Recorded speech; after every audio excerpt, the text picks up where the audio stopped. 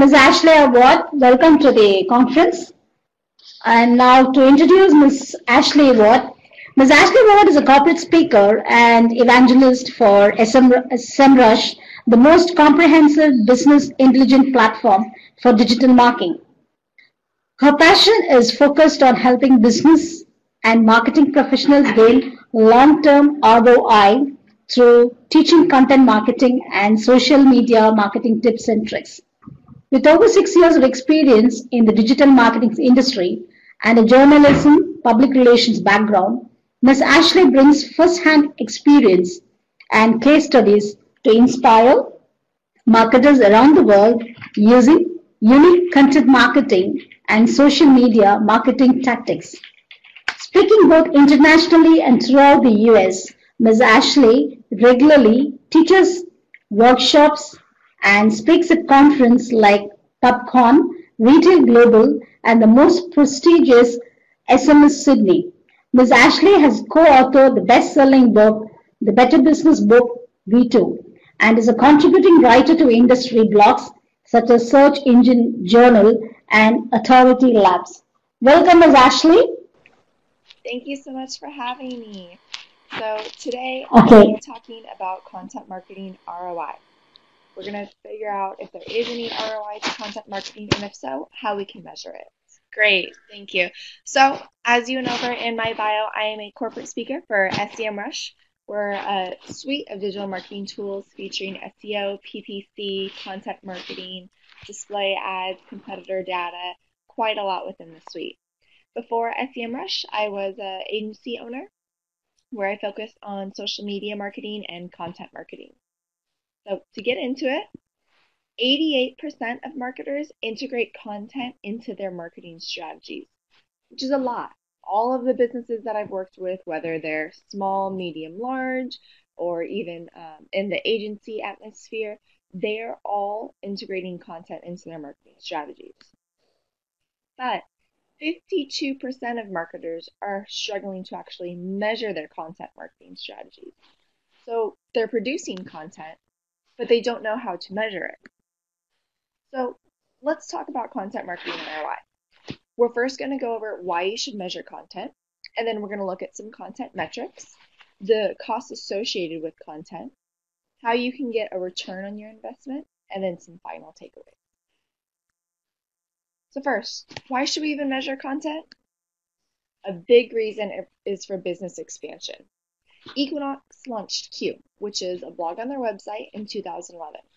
Shortly after launching the blog, they gained a readership of over 1 million monthly users, which 30 to 40% of those users were existing Equinox members.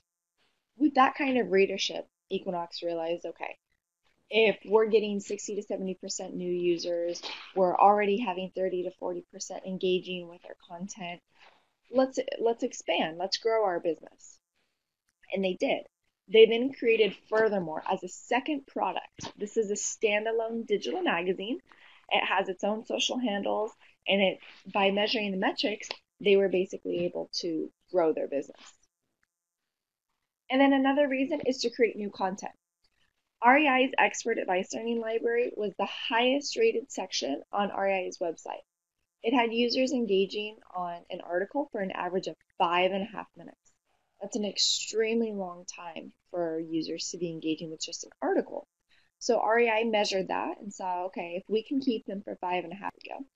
So the average age of the print readers is 39, and 41%, almost half of web readers, are between the ages of 25 and 39. By being able to measure their demographic metrics from their content, they were able to find that they're meeting both of their audiences on digital and print. So now that we know why we should measure, let's look at some different metrics that we could measure. User behavior is a huge metric to measure. This is page views, your average time on page, how many unique visitors are you getting from your piece of content, how many pages per session are they going to after they leave your content, are they new users, returning users, what's the traffic sources, where are they coming from, and then their bounce rate. You can find these user behavior metrics using tools like SEMrush Reports.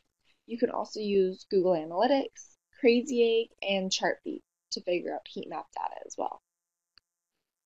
Another metric to measure is your engagement. So this is your likes, your shares, your comments. This is socially as well as on your blog posts, as well as what are your brand mentions online?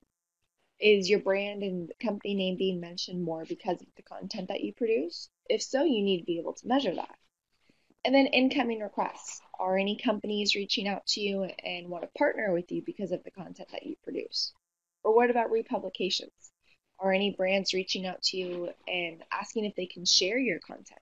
So if you produce an infographic or a case study and they want to share it with their audience. You can measure these metrics using the back end of social media platforms. You can also use the SEMrush social media tracker for analytics. And then you can use the tool Mention to look at your brand mentions. Another metric is your SEO outcome. So this is going to be your organic traffic, your dwell time, how many backlinks are you getting from your content? Are they good backlinks? Are they bad backlinks? And then your keyword ranking. Is the keyword that's in your content helping to improve your overall rankings? You can measure the SEO metrics using Google Analytics, Google Webmaster Tools, SEMrush on-page SEO tracker is a great tool to help you figure out all these SEO metrics. You can also try the SEMrush Domain Analytics, or you can try Google Trends to help find your SEO metrics. B2B marketers report sales lead quality as their #1 most important metric for measuring content marketing, though, even more important than sales and conversions. So this brings us to our next metric, company revenue. This is measuring how many existing leads were touched from your content. What about new leads? Were any new leads generated? Was there a conversion rate that happened because of your content? What's the cost per acquisition and overall ROI? To measure metrics like company revenue, you're looking to find the revenue by tracking the number of returning users in Google Analytics. You're also checking the CRM for new leads, existing leads, and then you can find your conversion rate by dividing the amount of conversions with the amount of clicks on your content. So this is a lot of metrics to measure. It's a lot of work. So here's some tips when you're analyzing these metrics. Don't put all of your data in one data basket. Different metrics produce different data results. So don't assume that all data is going to be the same because it's not. By examining data as a whole, you're going to gain a clear and complete picture of your content results. You also want to change things up for new results. If one type of content isn't producing the metrics you want on a specific channel, then try a different channel. A/B test those channels because it may not be the content that's wrong, it may be your distribution channels. So avoid throwing out your content types until you've tested multiple channels. You also want to define your key metrics. The most important metric for blog content isn't going to be the most important metric for podcasts. Podcasts is more like subscribers, whereas a key metric for blog traffic is time on page, website traffic, and things like that. Now that we know what to measure, let's look at costs associated with content. 60% of content marketers surveyed spend $2,500 to $5,000 a month on content marketing. This is being spread out towards time and direct money, the time that it takes to create, edit, publish, and measure the content, and then the money associated with paying in-house employees, an agency, hiring a freelancer, and then the images, graphics, and advertising you need to finalize and promote the content.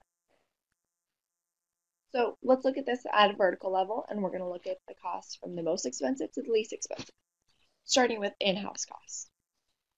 On average, in the States, content marketing managers' salaries are $73,000 a year. And then you also throw on health insurance, benefits, bonuses, pay increases, HR department, management team. It all adds up. And then you need in-house tools. So we're looking at content curation tools like BuzzSumo, Contently, HubSpot, social media sharing tools like the SEMrush social media poster, some brand monitoring tools like SumoMe, Brand24, Mention, and then website analytic tools. This is Google Analytics, SimpleReach, Omniture, SEMrush, Majestic, things like that. And then the agency cost, this is going to be the next cheaper option from an in-house. The content marketing agency costs range from $1,200 a month to 10 grand plus a month. So it's quite a range, and it's really dependent upon what level agency you're hiring, what level your business is, and what the contract agreement is. Then there's freelancer costs. This is going to be your least expensive option. Freelancer content marketing costs range from $35 for a piece of content all the way up to 3 grand, depending upon your freelancer's experience level, as well as how long of a deadline you have for your project. If it's a rush project, costs are going to go up. And you also need to add your own time when it comes to freelancers. The time that it takes you to manage them, to edit their work, and the communication back and forth. Some advertising costs. These, no matter where you go, if you're doing in-house, agency, or freelance, you're going to need to put some money towards advertising. And on average, on a survey that we ran, content marketers are spending $500 to $5 grand a month to advertise content. There's such a range here because we're looking at content marketers that are working for smaller businesses, mid-sized businesses, and large businesses. So overall, that's a lot of money being spent. So how can we keep these content costs down? Well, first you need to decide what's right for you. Is it in-house, agency, or freelance? Some 4 factors to consider with that is your management. How much time can you really afford to put towards managing either an in-house employee or a freelancer? And then costs. Is the annual salary cost really cheaper than 5 freelancers? It may be. And what are the benefits? What are the perks? There's perks to having someone in-house, having someone that you can just walk down the hall and talk to, as well as having someone that you can't walk down to the hall and talk to, like a freelancer or agency. And then the skill set. Is the freelancer going to be at the same skill level as an agency, or is the agency the skill level that you need? Another way to keep costs down is to repurpose your content. So every Wednesday, SEMrush does a Twitter chat, and we basically just ask the Twitter world questions about digital marketing topics. So if there was a big update that was made or any trending topics that are worth discussing, we'll go through and do Q&A, and we'll just all discuss within the industry. We then repurpose that Twitter chat and make a blog post out of it. To take it a step further, you can take that blog post and make a short video, and then you can pull the audio off the video and turn it into a podcast, all from creating one piece of content. You also want to focus on quality and not quantity. One of the questions that we asked during an SEMrush chat is it better to publish new content regularly or release one evergreen piece quarterly? And no matter what people's responses were, they all had this echoing word, quality. Quality needs to come through to your post. One of the responses, quarterly is too infrequent for most niches, but don't kill quality just to get out a post a day. Another way to keep content costs down is to invite user-generated content. This is really going to lower your costs because your users are creating the content and you're reaching out to them to ask for permission to reshare their content. And it's great to do this because 76% of individuals surveyed said they trust content shared by average people more than by brands. So how can you profit from content? How can you get a return on your investment? You want to define your goals. Which goals are you actually trying to accomplish with your content marketing? Is it website traffic, blog traffic? Do you want to decrease your bounce rates? Are you trying to generate new leads or increase brand exposure? Once you figure out what your goal is for this one new piece of content, you then need to create content made just for that goal. So there's all sorts of different content types that make sense for very specific goals. Like if you want new leads, you're looking at creating landing pages, doing a lot of email marketing. If you want to increase your rankings, you're looking at guest posts for backlinks, blog posts for traffic, infographics, videos, reviews. Customer education, you're looking at how-to guides, training courses, email marketing as well. And then to increase your brand exposure, you're looking at things like your guest posts again on other people's websites, other brands' websites, high authority, case studies, your social media posts. Across the board, blog posts is going to be great to accomplish most goals, but it may not be the best option for every company, and it may not be the most direct when it comes to accomplishing goals. 40% of content marketers surveyed believe that case studies provide the highest ROI, but it really depends on your business size and your business goals. So after you figured out your goal and you produce a piece of content made just for that goal, you're going to want to track the metrics, A/B test different vertical and content types, measure these results and content with what worked. And then some final content tips, some key takeaways. Set goals. Set goals for your content so that you create and track better results and learn from any mistakes so that you can create better content in the future. And you have to measure results in order to see if there's even an ROI and if your content is successful. So measure your results and document them so that you can learn, iterate, and improve. And then outreach. A lot of people focus on just producing content and they don't focus on the outreach portion of things. Start putting 60% of your efforts into outreach, into distributing your content, and 40% into creation itself. And finally, keep on keeping on when it comes to content. Content marketing is not something that works on the first try. Usually it doesn't work on the fourth or fifth either. It usually takes a while until you strike gold with your content. But don't give up. Learn from your mistakes, measure all of your results, and keep improving. Thank you so much. So if you want more information, you can email me to download the slides. You can also follow me on Twitter, and I'll go ahead and I will add my email into the chat box if you want a copy of these slides and to get all of the tools that were listed in them as well.